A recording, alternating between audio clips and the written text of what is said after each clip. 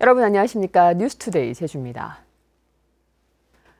국회에서 계류 중이던 4.3 특별법 개정안에 대한 논의가 9개월 만에 시작됐습니다.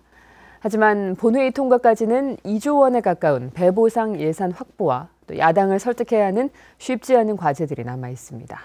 오승철 기자가 보도합니다. 4.3 특별법 개정안의 핵심은 희생자와 유족에 대한 보상과 4.3 당시 이뤄진 군사재판의 무효화입니다. 야당 의원들의 반대에 표류하다 비로소 국회 행정안전위원회 법안심사소위원회에 상정됐습니다. 기획재정부는 이 자리에서 지금까지 확정된 희생자와 유족이 7만 3천 명을 넘어 배보상 비용이 최대 1조 8천억 원에 이른다며 난색을 표했습니다. 민주당 의원들은 고령자부터 순차적으로 배보상하자는 안을 제시했고 기재부는 11월로 예정된 다음 회의 때까지 대안을 마련하기로 했습니다.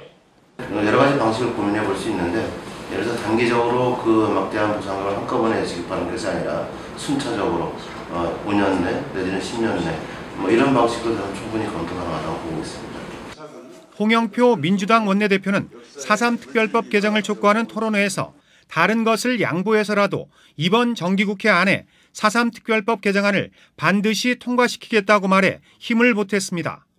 최근 법원이 4.3 당시 군사재판으로 억울하게 옥살이를 한 수영인에 대해 재심 결정을 내린 것도 긍정적 요인입니다. 하지만 야당 의원들의 반발이 만만치 않습니다. 행안위는 무난히 통과될 것으로 예상되지만 본회의 상정을 위해서는 자유한국당 여상규 의원이 상임위원장을 맡고 있는 법사위원회를 넘어야 하는 큰 과제를 남겨두고 있습니다. MBC 뉴스 오승철입니다. 제주 4.3 수영 생존인에 대한 재심이 다음 달 29일 재심 결정을 내렸던 재판부가 맡아 진행합니다. 제주지방법원은 검찰이 항고를 포기함에 따라 다음 달 29일 수영인 생존자 18명에 대한 재심 본안 소송을 시작한다고 공시했습니다. 수영 생존자 18명은 4.3 당시 내란죄 등으로 군사재판을 받은 뒤 전국 형무소에 수감됐고 지난해 4월 4.3 당시 불법 재판으로 옥살이를 했다며 법무부 장관을 상대로 소송을 제기했습니다. 제주 전역에 국지성 호우가 쏟아지면서 주택 수십여 채가 침수되고 차량이 고립되는 피해가 속출했습니다. 특히 동부 지역을 중심으로 쏟아진 강한 비에 순식간에 곳곳이 물바다로 변했습니다. 김항섭 기자입니다. 갑자기 불어난 빗물이 도로를 집어삼켰습니다. 허벅지 높이까지 물이 차오르자 지나가던 차량은 오도 가도 못한 채 갇혔습니다. 제주 동부 지역에 밤새 시간당 50mm가 넘는 많은 비가 쏟아지면서 마을 안길이 침수되는 등 피해가 잇따랐습니다. 인근 주택 마당은 물바다로 변했고 지방까지 빗물이 들어찼습니다. 밀려드는 빗물을 퍼내보려 애를 썼지만 역부족입니다. 침대도 만 끄서가버려. 냉장고도 만 들어가버려. 아무것도 없으면 아유 이제 사라질까 안 가겠다.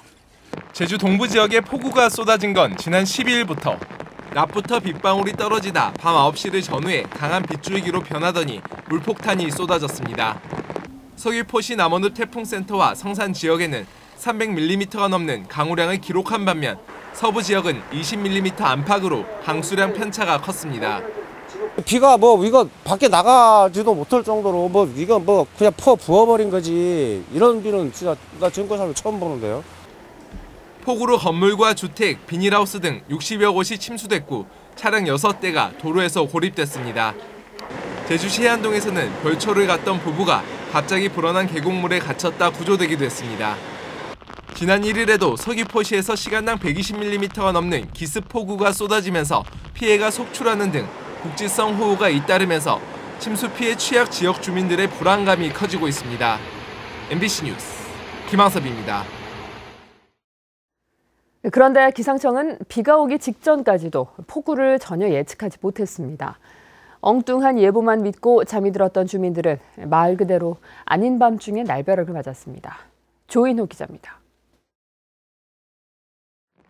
침수 피해가 발생한 서귀포시 남원읍 일대에 본격적으로 많은 비가 내리기 시작한 것은 새벽 1시쯤부터입니다. 새벽 5시부터는 침수 피해가 발생했고 잠을 자던 주민들이 황급히 대피하는 소동이 벌어졌습니다. 여기서 더 큰 도로에서 물이 내려오죠. 이쪽. 내려와서 물이 못 빠지니까 이렇게 물이 많이 고인 거죠. 근데 이렇게 많이 고인 거는 저도 뭐 한 60년 거의 살았지만 이렇게 보면 처음 봤어요. 결국 남원읍 한남리 태풍센터에서 300mm가 넘는 폭우가 관측됐고 대부분의 지역에서 100mm가 넘는 많은 비가 내렸습니다. 하지만 제주지방기상청은 비가 오기 직전인 전날 밤 9시 40분에 발표한 기상정보에서 10에서 50mm의 비가 오겠다고 예보했습니다. 제주 남부 지역에 호우경보가 내려진 것도 이미 폭우가 시작된 뒤인 새벽 2시였습니다. 기상청은 비구름대가 느리게 이동하면서 예상보다 긴 시간을 머무른 데다 지형적인 특성까지 겹쳐 예보가 빗나갔다고 해명했습니다. 특히 남부나 동부 산지 지역 같은 경우에는 이제 오름이라든가 한라산이 있으면서 이제 산악 효과라든가 이제 지형적인 영향으로 인해 갖고 특히 남원리의 자동 기상 관측 장비는 인근 체육관 보수 공사로 지난 6일부터 전기가 차단되면서 강수량이 전혀 집계되지 않아 장비 관리에도 허점을 드러냈습니다. MBC 뉴스 조인호입니다. 감귤 농업협동조합 노조가 조합장의 인사전횡에 항의하며 오는 17일 경고 파업에 돌입합니다. 사측이 잦은 인사와 독단적인 경영으로 횡포를 일삼고 있다며 광주지방노동청에 고발했습니다. 이소현 기자입니다. 감귤농협에서 10년 넘게 신용 업무를 맡아온 현동주 씨. 2015년 9월부터 이듬해 2월까지 3차례나 부서를 이동했습니다. 본인 동의도 없이 유통 업무로 발령이 나거나 인사가 나고 닷새 만에 또 부서를 옮긴 경우도 있습니다. 어떤 일을 해야 되는 계획도 있고 이제 그런 부분이 있는데 이제 그런 게 없어지는 거죠. 언제 갈지 모르겠다라는 그런 불안감. 현재 조합장이 취임한 2015년 이후 1년 사이 20번 넘는 잦은 인사가 단행됐습니다. 노조는 지난해 정기 인사를 1년에 한 차례 실시하고 휴직 등 부득이한 경우 외에는 노조와 협의해 인사하도록 하는 내용의 단체 협약을 체결했습니다. 하지만 인사 정행은 계속됐고 노조 지회장과 집행간부 등을 인사 조치하는 등의 부당노동 행위가 이어지면서 노조는 사측을 고발했습니다. 무원칙하고 잦은 인사는 감귤 농협의 경영 안정성을 해치고 있으며 불통과 독단적인 경영에 따른 고통과 피해는 고스란히 감귤 농가에게 전가될 수밖에 없습니다. 이에 대해 감귤농협 조합장은 공식 인터뷰는 거절한 채 인사권자로서 직원의 업무 능력을 파악해 적절하게 발령을 낸 것이라고 해명했습니다. 감귤농협 노조는 오는 17일 하루 경고 파업을 벌인 뒤 사측과의 협상 과정을 보며 전면 파업도 불가하겠다는 입장입니다. MBC 뉴스 이소연입니다.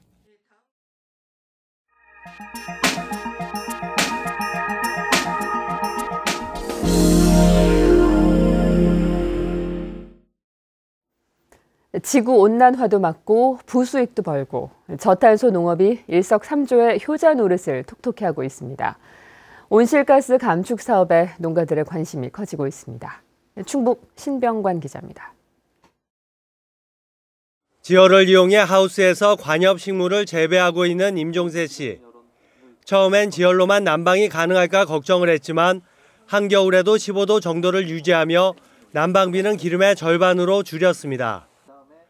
여기에 줄어든 온실가스 배출량만큼 배출 거래소에서 관련 업체에 팔아 부수익도 챙길 수 있게 됐습니다.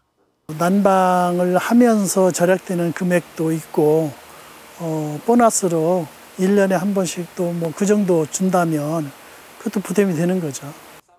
오이를 재배하고 있는 김종시 씨도 온실가스 감축 사업이 있다는 소식을 듣고 신청을 했습니다. 등유는 난방비 부담이 커 지난해 목재 펠리 보일러로 바꿨는데 알고 보니 온실가스 배출이 감소하는 효과가 컸습니다. CO2를 절감한다고 해서 국가에서 이제 말 그대로 더 지원을 해준다는 것 자체에서 의미를 두고 있죠. 충북에서 온실가스 배출권 거래제 인증 단계에 있는 농가는 15곳으로 저탄소의 지열이나 목재 펠릿을 쓰고 있습니다. 지난해 기준 이산화탄소 1톤에 2만 원에 거래돼 많이 받는 농가는 한 해 100만 원 가까운 부수익을 올릴 수 있습니다. 배출권 거래제를 통해서 많지는 않지만 저희 농가분들에게 신소득 창출할 수 있는 기회가 될 수 있어서 충청북도는 태양광을 사용하는 축사 등 농가 참여를 대폭 늘려 농업 분야에서도 온실가스 감축을 가속화시킬 계획입니다. 저탄소 농업이 기후변화에 대응하면서 농가 소득과 경쟁력도 올릴 수 있는 일석삼조의 효자가 되고 있습니다. MBC 뉴스 신병관입니다.